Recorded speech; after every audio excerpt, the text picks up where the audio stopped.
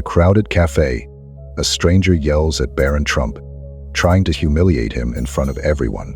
But what Barron does next silences the entire room and leaves everyone questioning their own assumptions. You won't believe how he handled it. Comments below, where are you watching from? And if you like and love our story, kindly subscribe our channel, Life Inspirational and Motivational Tales that explore themes of love, unity, and patriotism. Stay with us always for interesting stories. Thanks. Let's start the story. The bustling cafe hummed with life as people sipped their coffees and engaged in lively conversations. The cozy setting, filled with the aroma of freshly brewed espresso and the soft clinking of cups, offered a moment of peace amid the chaos of the outside world. Amid the crowd sat Barron Trump, quietly reading a book, his presence understated but noticeable to those who recognized him. He had chosen a corner seat, away from the main hustle, seeking solace in the anonymity of the setting. Despite his attempts to blend in, a few lingering glances were inevitable. His composed demeanor, coupled with the quiet focus he gave to his book, made him stand out in a way he couldn't help. Barron had grown accustomed to the attention that came with his name, though he preferred to stay out of the spotlight. Today, he was simply another customer in a cafe, or so he hoped. The atmosphere seemed calm, but an undercurrent of tension lingered in the air. A man seated a few tables away noticed Barron and leaned over to whisper something to his companion. The gesture was subtle, but the man's narrowed eyes and the way he glanced toward Barron suggested something more than casual curiosity. Unaware of what was about to unfold, Barron turned the page of his book, oblivious to the storm quietly brewing just a few feet away. The cafe remained lively, a mix of chatter and clinking dishes filling the air. Barron Trump, seated in the corner, seemed content in his solitude, engrossed in the book he held. His calm demeanor was a stark contrast to the energetic environment around him. He wasn't there to attract attention, just a quiet moment to himself, away from the noise of his public life. But not everyone in the cafe shared the same intent to mind their own business. At a nearby table, a man in his mid-40s, wearing a crumpled shirt and an air of frustration, watched Barron with an intensity that seemed out of place. His companion, a younger woman, glanced at Barron briefly before whispering something to the man, trying to pacify him. But the man shook his head, his irritation apparent. "You know who that is?" he muttered, his voice rising just enough to carry over to the surrounding tables. A few heads turned toward him, curious about the sudden shift in tone. "That's the Trump kid, sitting there like he owns the place." Barron, initially unaware, finally glanced up when he noticed the shift in energy. He met the man's gaze briefly, his expression calm, before returning to his book. But the man wasn't done. Fueled by whatever grievance he carried, he stood abruptly, drawing more attention. "Hey, kid," he called out, his tone loud and confrontational. "You think you're better than everyone here? Sitting there, pretending you're one of us?" The cafe grew quiet, conversations halting as people turned their attention to the scene unfolding. Barron looked up again, this time closing his book carefully and placing it on the table. His gaze met the man's once more, not with anger or defensiveness, but with quiet curiosity. The tension in the room was palpable. Some patrons watched with discomfort, while others seemed intrigued, waiting to see how the young man would respond. Barron's heart pounded, but his face remained composed. He was no stranger to being a target of public scrutiny, but this confrontation felt different. The man's words weren't just about him. They carried the weight of frustration and assumptions, aimed at everything his family represented. The man took a step closer, gesturing animatedly. "What's it like living with everything handed to you?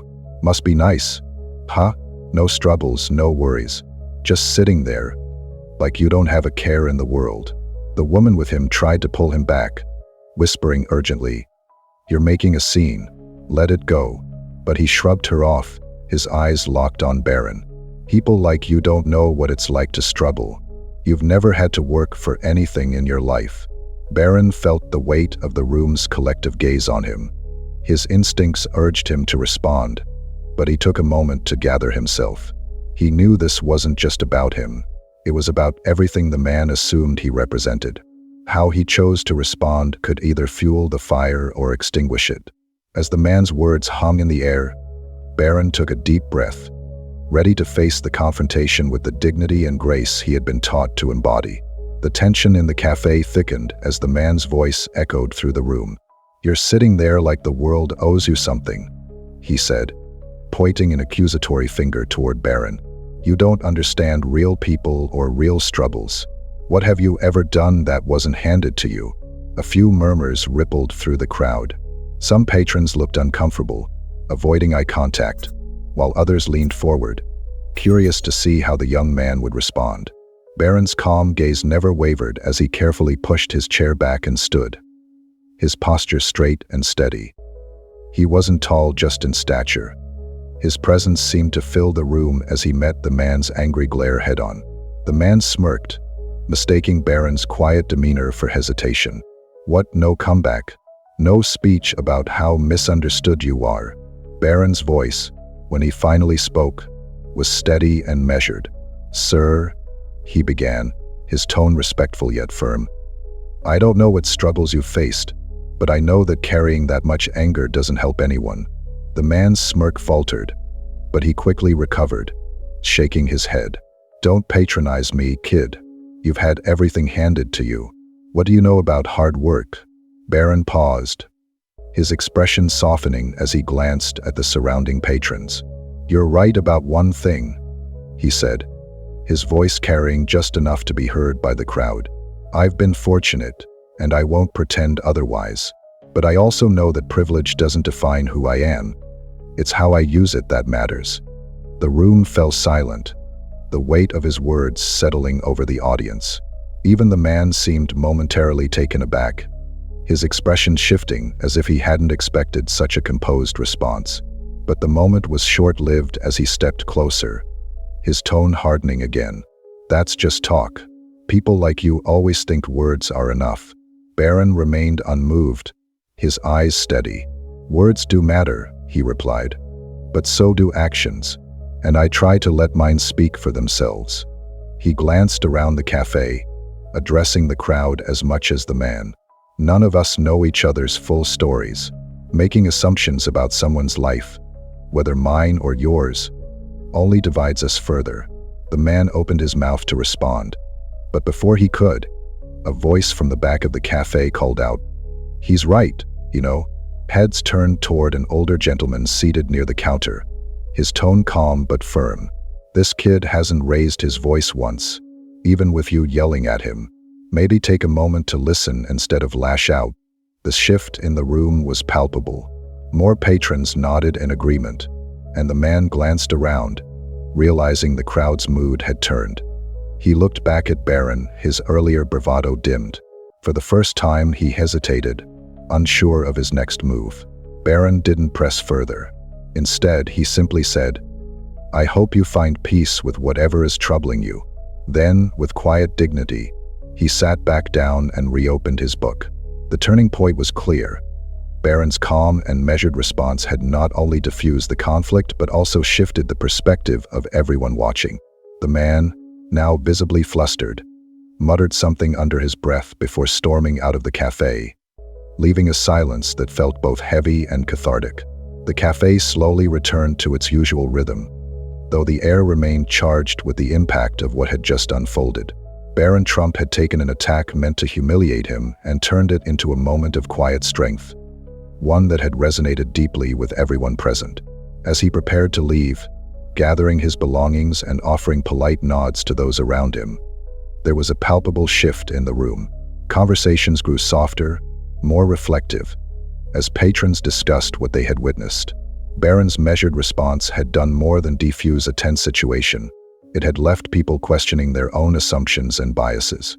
Outside, the cool air met Barron as he stepped into the street. His thoughts weren't of pride or victory, but of the lessons ingrained in him by his family. He reflected on the opportunity to show that kindness and calm could be powerful tools against hostility. It wasn't about silencing someone or proving a point. It was about demonstrating the strength that comes from grace under fire. The man's anger had been real, rooted in frustration and judgment. But Barron hoped his response had planted a seed of understanding, even if it wasn't visible in the moment. Inside the café, the older gentleman who had spoken up earlier turned to his wife, marveling at the maturity Barron had shown. The barista shared the story with her colleagues, recounting how the situation had transformed from conflict to something inspiring. The young woman who had first spoken to Barron smiled, feeling grateful to have witnessed a moment that reminded her of the power of compassion. Conversations rippled outward, carrying the message far beyond the café's walls. Barron's quiet but impactful actions left a lasting impression, sparking discussions that transcended the moment. It wasn't just about his composure. It was about how his response had shifted the narrative. People left the café not only reflecting on what had happened, but also on how they might handle such situations themselves. This moment is a testament to the power of kindness, empathy, and composure in the face of hostility. It's a reminder that our choices, even in the smallest moments, can inspire change and create ripples far beyond what we see. Let this story encourage you to approach challenges with grace and understanding. Share this message with someone who needs it, and join the conversation by commenting on a moment when kindness changed your perspective. Like and subscribe to help spread the story and others like it, proving that compassion can truly make a difference in the world.